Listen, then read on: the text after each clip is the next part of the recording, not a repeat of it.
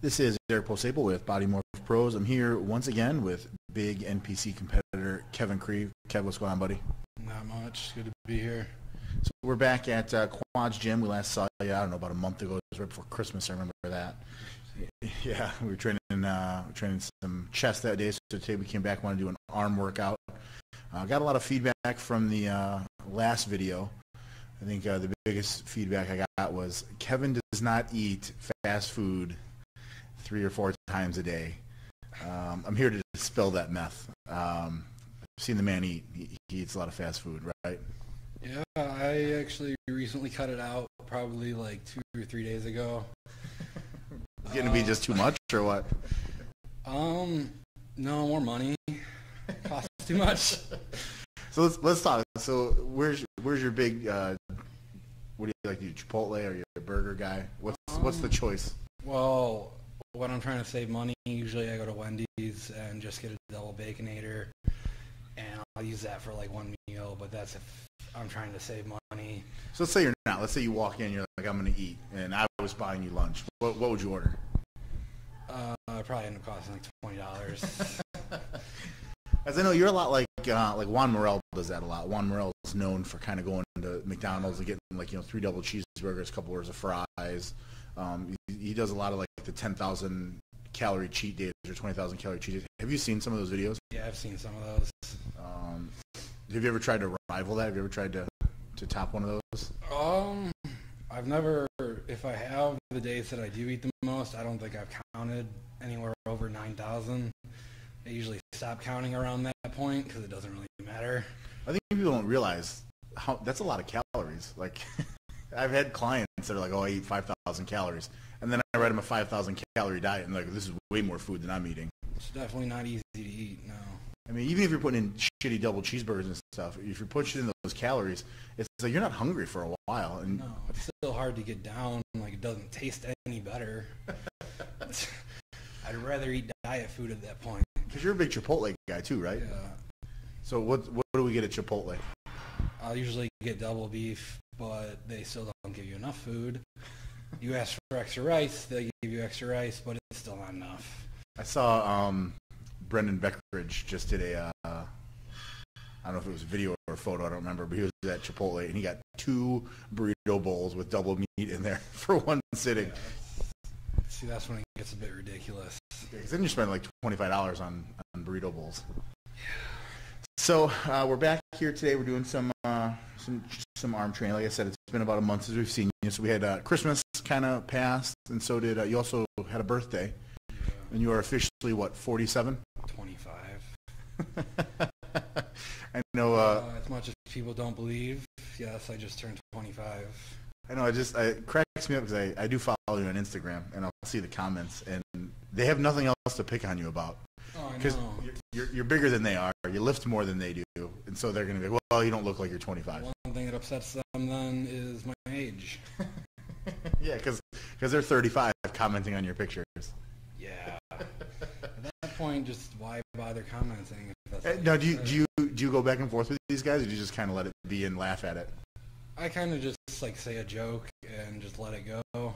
But some people, I usually have to block people because they just don't stop. Seem to get very hurt about it. Yeah. Well, yeah, and it's like if it's. I'm not going posting on their stuff.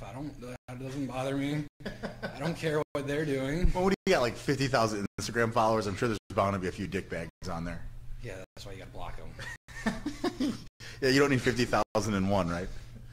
So let's talk a little bit about the workout today. I know you're kind of a fly by the seat of your pants kind of guy. Like, I know you say, hey, I'm going to train arms, but when you come in, you don't really have a set plan. So no, I don't. Like, I have a set plan like weekly, like what I want to do. Like, usually I'll try to hit arms twice a week. Right now I'm trying to hit chest twice a week, so I'm mainly trying to hit the muscle groups that I want to grow with most twice a week. So like arms, one of the times I will do the FST7 training, and then the next time I'll go more for like the weight. Yes, I know today was a little higher reps, a little lighter weight than I'm used to you seeing move around in the gym. So this was obviously your lighter workout. More just contracting. So let's talk about, it's pretty high volume for an arm day. I think we did 4 exercises for each body part. 4 sets of each. 4 sets of each. 16 sets per body part, which is a lot. Obviously, it's working for you. But how do you pick the exercises? So, like for instance, today we came in, we started with a dumbbell curl. Do you change your starting exercise each time, or do you normally start with the same type of exercise? It's almost always different. Like today, I didn't do a hammer. Normally I will, but I do that usually on the heavier day, or I'll switch off. So like my next day, I do the FST7 training. I'll add in the hammers or do more of those. With bicep training, do you always start, with arm training, I should say, do you always start with biceps, or do you start with triceps sometimes? Do you ever go like bicep, tricep? I do everything. I switch off. I'll superset them sometimes. I normally start with biceps because it's what I want to work on the most. But I'll do triceps sometimes depending what I do the day prior. So like if I did back yesterday, I wouldn't have started with biceps today. Or if I did chest, I wouldn't have started with triceps. Smart. I know that when I trained bis and tris, if I didn't alternate them, I would do all biceps, and then I'd get lazy with triceps, and I'd only do like 2 things. I'm like, fuck it, I'm out. Yeah, that happens sometimes, but it's one of the muscle groups I like more. So let's talk a little bit about the bicep training. I saw a lot of unilateral stuff. I didn't really see any two-handed stuff today. It was mostly unilateral, one arm at a time.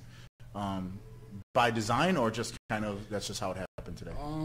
I try to do stuff like a lot more single-handed things so that one arm won't get bigger than the other and everything will stay more proportioned, so that one arm's not taking over at the end when you're like starting to fail.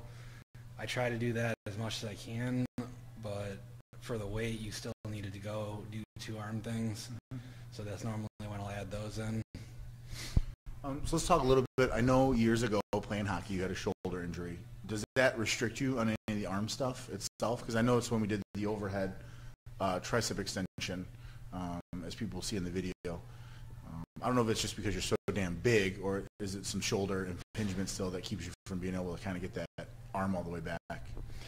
It definitely did like hinder my range of motion, but it doesn't really mess with the muscle contraction. Like I can still get it how I want it, but still on some of the machines, like I can't twist my arm a certain way, or I have to be careful like getting out of it if I move it too quick. All right, so I know last time we met, we talked a little bit about how some of the weight was, your body weight per se, was getting heavy. Is that kind of why you cut out some of the cheat meals and stuff, just trying to tone that down a little bit, or are you just kind of in a down calorie phase? I cut it out more because I didn't like how I was starting to look. I wanted to be leaner, and then with the LA Fit Expo coming up, the beginning of February, I wanted to lean out a little bit for that. Like currently, I'm sitting at like 276 right now. Last time we met, I think I was like 280s. Yeah, and I want to say, in years past, I think it was hard for you to get in the 270s, 280s, and stay there. And you look pretty comfortable at that weight now. This is fine. Like last year, it was hard to go upstairs. Like I had to stop. I had to take a break. I couldn't get through the workouts. So let's talk a little bit about, you mentioned the Fit Expo coming up here in, I don't know, what do we got, about 2 weeks before that happens out in LA. I know you're doing some big things with Rule 1. Let's touch on that a little bit, as I know you're kind of working with some of the athletes, and obviously you're an athlete for them as well. And I know Rule 1's doing some big things, so let's talk about that just for a minute. Yeah, I'm actually working for Rule 1. I am managing their athlete program along with their PR, and right now we're looking for athletes all over the world. Currently we're trying to find 2 more within the next few weeks, but Rule 1 will get a lot bigger once they like put their stuff out more. The launch of the company was January 1st. I feel like they did more of a soft launch. You know, a lot of companies do a harder launch, where I think they did, you know, they're not really doing the traditional, you know, stuffing it on every shelf. And, you know, we talked a little bit kind of during the workout that they don't want to dilute the quality of the product, which I think is smart. I think because I've had some of their stuff, you give me some samples and whatnot, and it's, they make some quality shit. Yeah, their products, it's more the quality of it. And let's say you were to sell it to all like big companies that sell products, like it would water it down. It wouldn't be as reliable. They would start going just for the cost of it instead of the quality of the product, which as an athlete, that's what you want from it. It's not the money you make. Yep. Yeah, obviously, you know, with bodybuilding, there's nothing more important than what you're putting in your mouth or what you're putting inside your body. So where are we going to see Rule 1 and Kevin Cree at in the next coming year? I'm assuming you guys will be at the Fit Expo, because we just talked about it, and Arnold's coming up as well, right? Yeah, we'll be at the LA Fit Expo. We'll be at the Arnold. We'll be at the Olympia. We'll be at Nationals next year. You can also go on rule1proteins.com and you can go to our event schedule and it will tell you where all our upcoming events are. We're also working on the website right now to make it so you can go on there and it will tell you where all the upcoming demos are for each weekend in your area. So if there's an athlete in your area, you can go and get samples of the product, or you can buy the product there. That will also be on the website within the next coming weeks. Cool. Well, hey, man, before we get you out of here, anyone else you want to give a shout-out to? I know that we've done some interviews before, but in case anyone was just listening now. I'd just like to thank Rule 1 for everything they've done for me. And I'd like to thank Elite One Fit Gear for the sponsorship, along with my family, my friends, my girlfriend, and Quads Gym for allowing us to do these videos. Yeah, it's definitely a cool gym to come in and work out. And for those of you that haven't been to Quads, you want to check this place out. It's like the Wrigley Field of baseball. It's one you got to check off the bucket list. So, well, hey, man, we'll get out of here. And for those of you that don't believe, Kev just trained some arms. He smashed a shake, and we're going to grab some Chipotle. And maybe I'll video that for everyone so they can see just how much food this machine can eat. Kev, thanks a lot, man. It's always a pleasure catching up with you, and I'm sure we'll see a lot of you this year. Thanks, man. Thanks for having me.